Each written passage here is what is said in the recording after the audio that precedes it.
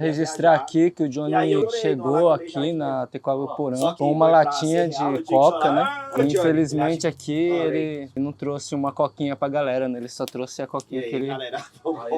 Pra deixar aqui registrado, hein? Playboy se apavorou, o jornal já começou, o povo se ligou, o jornal já começou. Jornal Correria.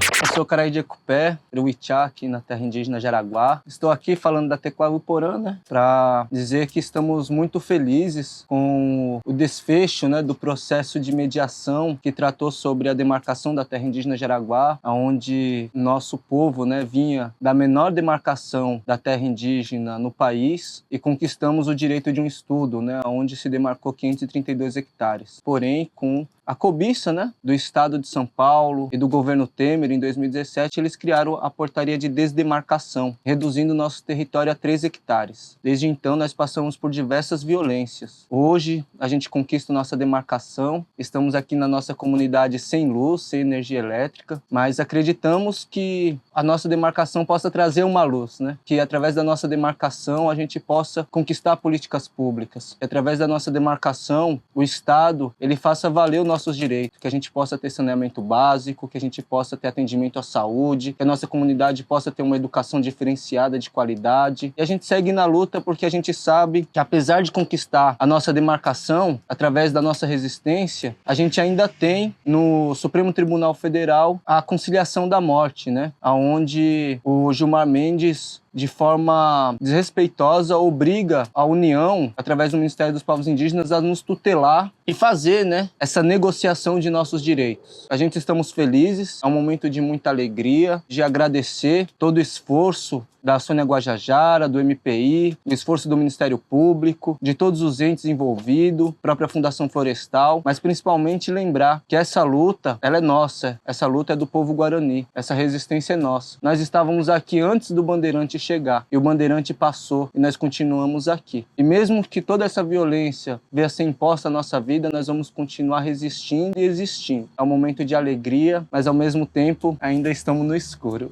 Agudjeuê. Galo, primeiro eu queria perguntar aqui para você, né, sobre quando que a gente vai começar a conquistar as demarcações da periferia, levar o direito para lá. A periferia tem muito a aprender com o movimento indígena, com a luta dos povos originários dessa terra aqui sobre território, né? Sobre como cuidar da terra, sobre como analisar o ambiente que a gente vive, como lidar com isso, né? A periferia ela tem muito uma noção que o capitalismo passou para a periferia de lugar assim, então ela acha que o lugar está relacionado à propriedade privada. Então a luta da periferia está muito num lugar de preciso conquistar o papel que o Estado diz que é legal isso aqui, que isso aqui faz de mim dono dessa terra aqui. Ele quer ser meio que parecido com aquela pessoa que criou a miséria e o problema, né? Já o movimento indígena, os povos originários, tem uma outra noção, né, mano? Uma noção ancestral e uma noção espiritual da terra, né? Uma noção de cuidado, uma noção de bem viver, uma noção de convivência com todos os animais, né? Igual a gente tem vindo alguns dias pra cá pra conversar, a gente vê o carinho que vocês têm pelas abelhas, o carinho que vocês têm pelos animais, né? A última vez que eu vim aqui junto com o poeta, o gato tinha comido as asas do tucano, né? E você tava cuidando do tucano pro gato não comer o tucano e tal. Eu não sei quando que a periferia vai começar a enxergar a luta por território. Quanto antes ela conseguir fazer isso aí, melhor. Eu vejo mais próximo, mano, um contato da periferia com os povos originários, um contato maior da periferia com o movimento indígena. E aí eu acho que isso vai trazer o entendimento do que de fato é a luta por território. Que a periferia precisa se ligar também, tá dentro dessa onda, dentro dessas ideias, dentro dessa luta, né? De uma forma mais efetiva. Eu acho que tem tudo para dar certo, assim, ligar as aldeias, as periferias, os quilombos, trazer essa noção de território, assim. Nós estivemos junto aí na manifestação que fizemos lá na Paulista, até o Monumento das Bandeiras, e aqui no território a gente tem uma reflexão, né? Onde em 1580 o bandeirante Afonso Sardinha, traficante de escravo angolano e conhecido como matador de índio carijós, né? Que é assim que eles chamavam os povos Guarani, esses vieram para tomar nossas vidas, né? Mas a gente acredita, né, na sociedade que esse momento, essa história, ela passou. Só que somos governados pelo Palácio dos Bandeirantes, a gente tem aquele monumento monumento que homenageia os assassinos. Aqui a gente tem as rodovias que fazem homenagem aos assassinos. E a gente acredita que a escravização das pessoas, ela nunca acabou, né? A própria Covid-19, né? Onde as pessoas eram obrigadas a trabalhar e acabar contaminando suas famílias, né? Você acredita que as pessoas, elas ganharam mesmo uma liberdade, que elas são livres? Ou para você também a escravização, ela continua acontecendo, né? À base dos bandeirantes? Não, não acredito que tem liberdade, não, mano. Eu acredito que teve talvez um alongamento da corrente, assim. Mas a corrente, ela não foi quebrada, né? A corrente ainda tá ligado na mesma fazenda. Meu nome, por exemplo, é Paulo Roberto da Silva, né? Diz que deu, dou é indicativo de pertence, né? Então é Paulo da Fazenda Silva, Roberto da Fazenda Souza, João da Fazenda Pereira e tal. Então, mesmo a gente tendo essa ideia de que aconteceu a Lei Áurea em 1888 e agora a liberdade tá aí pra todo mundo. É mentira, né, mano? A gente continua preso às mesmas questões, às mesmas correntes, assim. A gente continua preso à mesma privada pra limpar, a gente continua preso à mesma moto pra dirigir. É engraçado que se você parar pra pensar, a primeira greve do Brasil se chama Greve Negra, que foi uma greve de ganhadores, era uma categoria de escravos de ganho. E esses escravos eram os entregadores da época. Então chegaram uns navios em Salvador, esses escravos de ganho pegavam aquelas mercadorias e saíam levando o Brasil adentro. E no momento que a Câmara de Vereadores de Salvador disse que esses escravos, que eram escravos de ganho, passariam a andar com capatazes novamente, esses escravos se revoltaram e fizeram uma greve, né? Os brancos da época diziam isso porque eles estavam com medo de uma nova revolta dos malês acontecer e tal. E aí, ó que louco, né? A primeira greve da história do Brasil é uma greve negra de ganhadores. Eu passei a ficar conhecido e as pessoas vinham atrás das ideias assim, porque eu participei de uma greve de entregadores, tá ligado? Então, tipo assim, 2020, cento e poucos anos depois, teve que surgir outra greve de entregadores pra lutar pela liberdade de novo, né? Parecia que aquela greve era uma coisa pra lutar por maiores taxas do motoboy, mas era uma greve pra lutar por liberdade, né? Então, se 120 anos depois os trabalhadores ainda estão se preocupando em lutar pela liberdade, isso por si só já significa que a liberdade não teve, né? O que eu vejo, sinceramente, é que tinha muita revolta acontecendo, a revolta dos malês, Palmares, revolta da Chibata, revolta de Carrancas, tinha a revolução que aconteceu no Haiti. E aí, de repente, quando tinha muita revolta acontecendo, o que eles fizeram? Eles criaram uma parada legalista que era, não, agora a gente vai dar liberdade pra vocês, é lei. 1888, eles assinaram a Lei Áurea e parece que todas aquelas revoltas se acalmaram porque, tipo, não, teve uma conquista ali, né? Agora a gente é livre. E aí é muito louco ver que depois da Lei Áurea, a gente ficou sem emprego, ficou sem casa, e aí a gente começou a se revoltar, várias outras revoltas foram acontecendo, e no momento que chegou a greve dos metalúrgicos em São José dos Campos, que a revolta tava explodindo no talo, e ditadura militar, e movimento operário, movimento camponês, movimento indígena, todo mundo revoltado com um monte de coisa, em 1988, antes tinha sido 1888, eles criaram a Lei Áurea para acalmar as pessoas. Em 1988, eles fizeram uma nova Constituição para acalmar as pessoas. E todas aquelas revoltas virou burocracia. Não, agora a gente tem que pegar esse monte de papel e ver o que a gente vai fazer com esse monte de papel. E aí todas aquelas revoltas se dissolveu. A maior expressão de liderança daquela época, que hoje é o presidente Lula, era um revoltoso da época. E hoje é só um burocrata. É o que aquele monte de papel fez com isso, né? Então eu fico me perguntando quanto tempo vai demorar para as revoltas começar a acontecer de novo e a gente perceber que esse monte de papel não funciona. E aí eu também quero saber que outra artimanha que os brancos vão inventar agora, entendeu? O que eles vão legalizar agora para acalmar nós. Eu fico me perguntando, né? Quantas vezes a gente vai ter que se revoltar e ser acalmado, se revoltar e ser acalmado, pra gente perceber que não dá pra se acalmar, tem que continuar se revoltando até a coisa chegar na mão do povo mesmo, assim, entendeu? Então, eu acho que não tem liberdade, mano. Precisa de revolta popular pra conquistar a liberdade, assim, e pra proteger a liberdade também. Pensando nessas artimanhas que os Juruá criam, né, para usar contra os povos, né, a gente tem os Guarani Kaiowá e tem os Avaguarani sendo, nesse exato momento, cercado e violentado por fazendeiro, por essas pessoas, né? Como que você vê essa situação e qual é a forma que a gente tem aí para reagir contra essa conciliação da morte? Primeiro que essa conciliação nem deveria existir, né? Essa mesa é uma violência por si só, porque você imagina primeiro você ter que ser obrigado a sentar na frente do seu assassino, né? Lembrando que eles convidaram uma invasora, né, que estava com a posse de uma das fazendas onde os 2 jovens Guarani Kaiowá foram assassinados em uma única semana. E ela foi convidada para ser especialista, né? Segundo, que direito não se concilia. Aquela mesa nunca foi sobre demarcação dos territórios indígenas, nunca foi sobre indenização para nós, porque quem que vai replantar e reflorestar todas as árvores que eles derrubaram? Isso eles não questionam. Quem vai se responsabilizar, quem que vai indenizar a violência que os povos indígenas estão vivendo até hoje? Pensando que nada traz uma vida de volta. Nada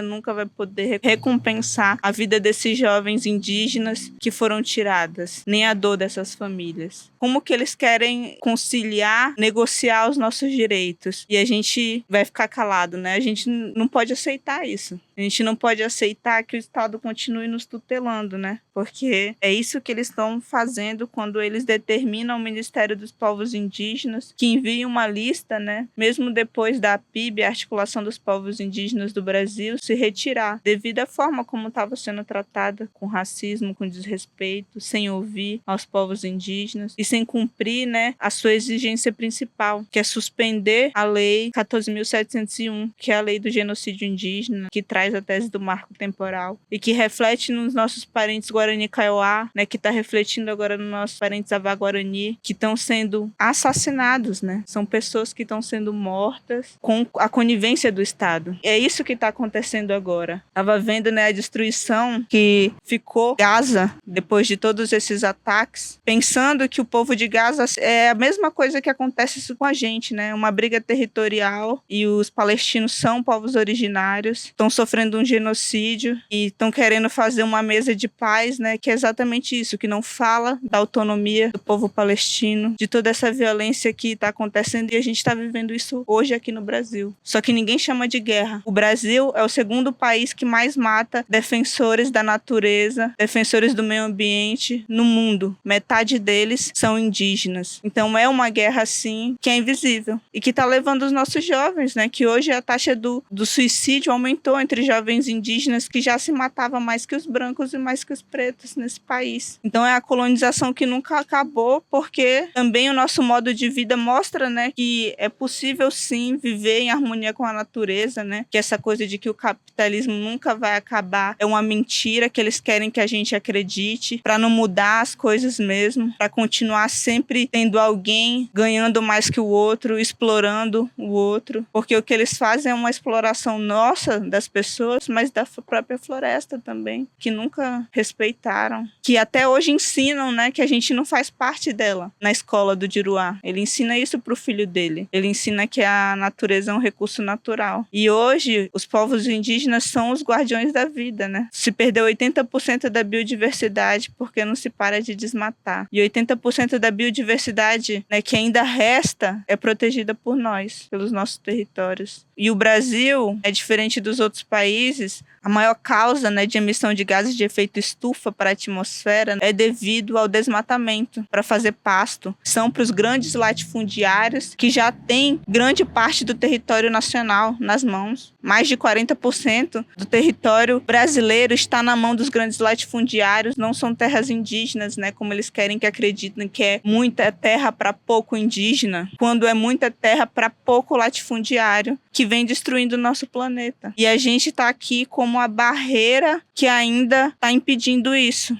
Porque se não tiver floresta, não tem vida. E não é mais sobre o futuro. Porque a gente está sem energia agora, uma consequência da emergência climática. Os rios secos na Amazônia, uma consequência da emergência climática. A Antártica florescendo, né? Tá verde agora, é uma consequência da emergência climática. Os furacões nos Estados Unidos, não dá para negar o que está acontecendo mais. A demarcação dos territórios indígenas é democracia. A demarcação dos territórios indígenas é vida. A demarcação dos territórios indígenas é um planeta habitável. Então todas as pessoas deveriam lutar por isso, né? O porquê que elas não estão lutando, eu não sei, porque diz respeito à vida de todos. Mas ainda os povos indígenas são invisíveis também para a sociedade, eu vejo isso, né? A gente não faz parte do dia a dia das pessoas, né? Porque é isso, na escola nunca é ensinado sobre nós, a gente é o selvagem. Também tem essa guerra aí de narrativas que a gente está travando na cabeça das pessoas, né? Sobre o bem viver, sobre o que é o nosso modo de de vida, né? Sobre o mundo que a gente quer. Então, a colonização nunca acabou, né? Mas a gente segue sendo o muro dessa colonização, né? A gente segue abrindo cada vez mais esse buraco nesse muro até um dia derrubar, até um dia que esse muro caia.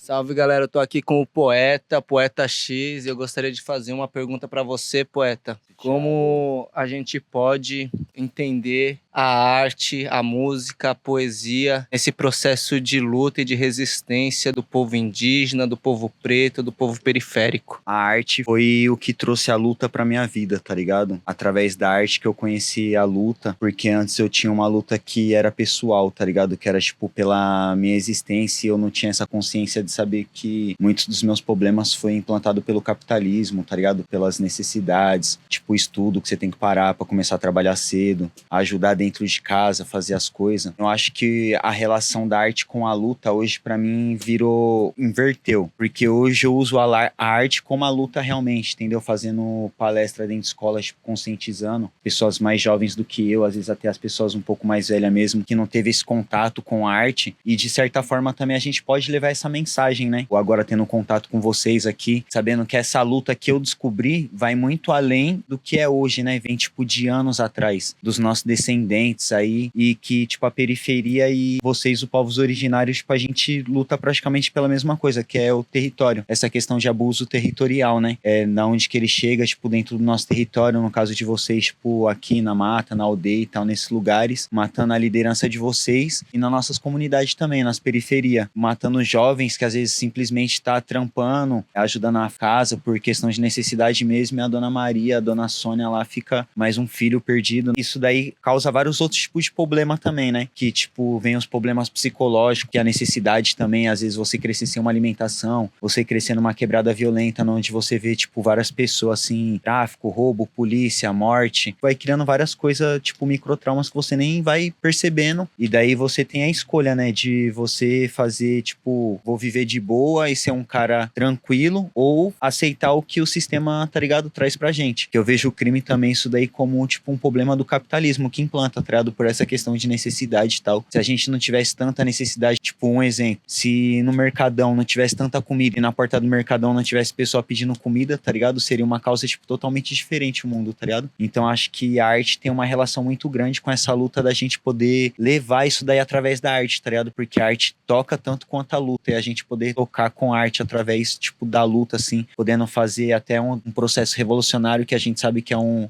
prazo duradouro, mas a gente não pode parar, porque eu acho que não é sobre nós, tá ligado? É sobre todos. Então acho que essa é a importância da arte na luta, tá ligado? Poder estar levando sempre essa mensagem. Eu queria te perguntar aonde que a luta do movimento indígena converge com a luta dos trabalhadores contra a exploração. Aonde que uma manifestação dizendo não ao marco temporal pode entrar em conciliação com uma greve geral de trabalhadores? Eu acredito que as pessoas, elas trabalham por conta de uma necessidade imposta, né? O Estado, desde sempre, ele impõe que as pessoas, elas têm que ser empregadas de alguém, que elas têm que se esforçar muito, trabalhar muito para ficar com as migalhas, né? E um exemplo, nós, povo Guarani, uma das reintegrações de posse mais violenta que nós sofremos em 1754 a 57, as guerras guaraníticas no sul do país, se deu exatamente por conta que o povo Guarani, nas missões dos Sete Povos, ali nas reduções guaraníticas, né, onde o exército de Espanha e Portugal guerreavam para a divisão geográfica do chamado território brasileiro hoje, qual a gente chama de Pindorama, Urupá, ou muitos povos indígenas chamam de Abiaiala. Eles pararam de guerrear entre si porque eles viram que o povo indígena Guarani, ali eles viviam uma forma diferente da forma que era estabelecida pelas coroas, né? As nossas lideranças, que a gente chama de Iruichá, elas não mandavam nas pessoas, elas tinham que ouvir as pessoas e através da escuta, elas articulavam as comunidades para resolver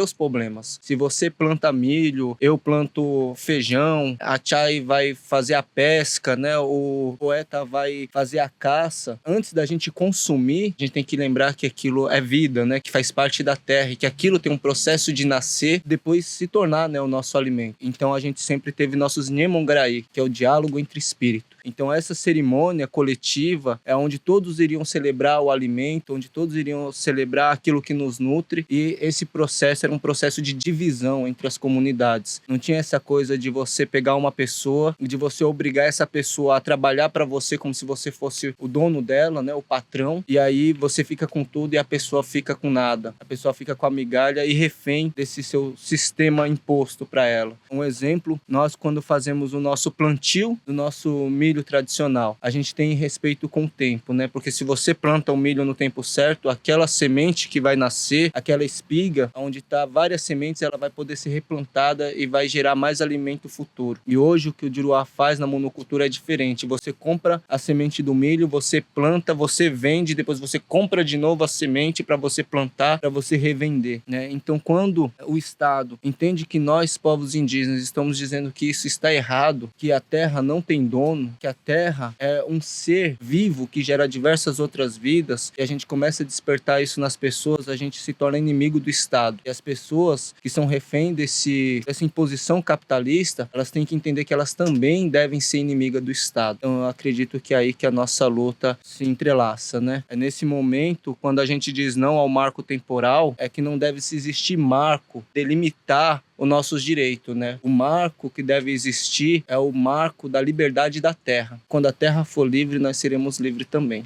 É isso aí, galera. Segue o Jornal Correria. Não sejam coniventes com o Estado, não sejam coniventes com a violência e diga ao povo que avancem.